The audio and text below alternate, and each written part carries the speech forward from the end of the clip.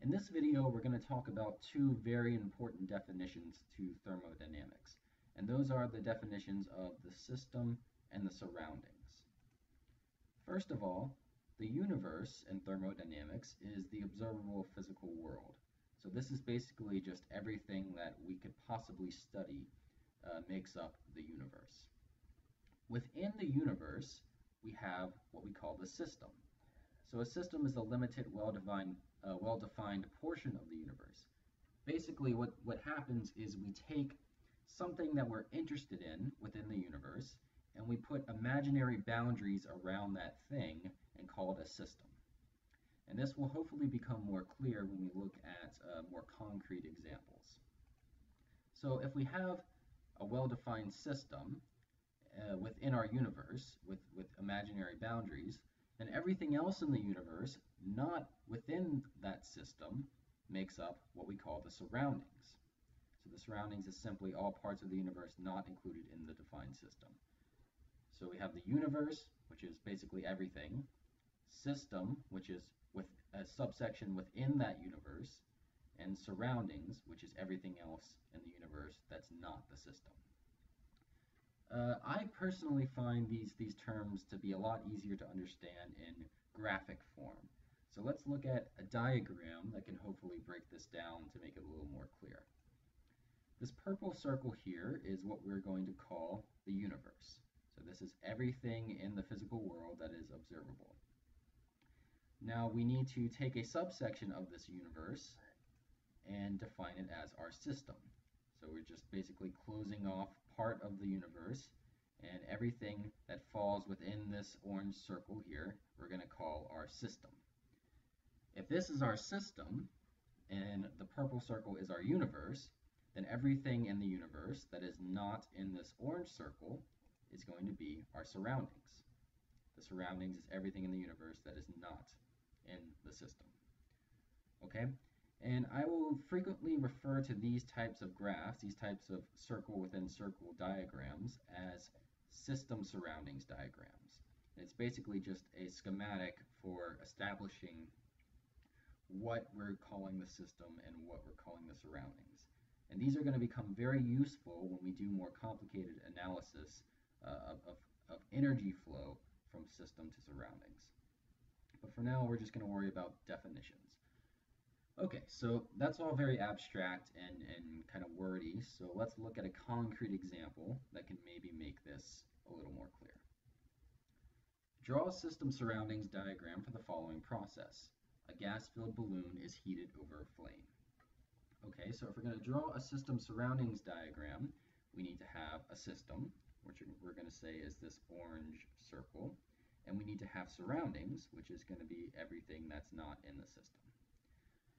All right, now let's look at a picture of what this scenario is. A gas-filled balloon is heated over a flame, so that might look something like this, where we have a balloon over a flame, a candle in this case, and we want to figure out what we're going to call the system and what we're going to call the surroundings.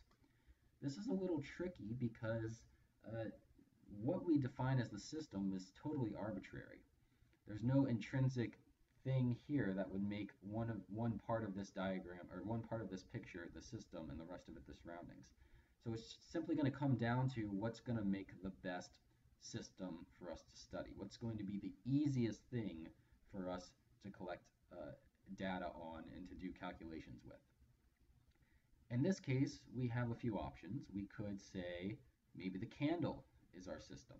The candle, the source of the flame, maybe that's our system. Well, that's not a very useful system because it doesn't give us a whole lot of information. We can maybe figure out, how the mass of the candle changes as the flame burns, and maybe that could tell us something. But with respect to everything in this picture, studying the candle doesn't really give us an idea of what's going on. We could look at the flame. The flame wouldn't be a bad choice because, we can study how the heat is changing, and we can figure out how much energy is being transferred from the candle wick to everything else around it, the surroundings.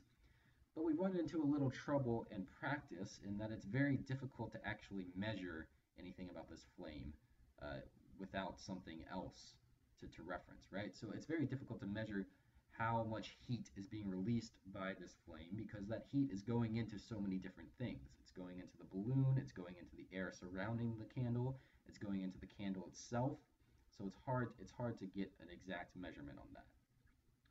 And the other the next choice, or maybe the first choice that we can define as our system, is the balloon. The balloon would make a very good system because, first of all, it's closed off, so there's no matter going in and out of the balloon. Everything that's inside the balloon is going to stay inside the balloon, and everything that's outside the balloon is going to stay outside the balloon. So it has a very well-defined boundary, which is good for a system. And also, it's easy to measure things that change within the balloon. We can measure the change in volume of the balloon. We can measure the change in mass.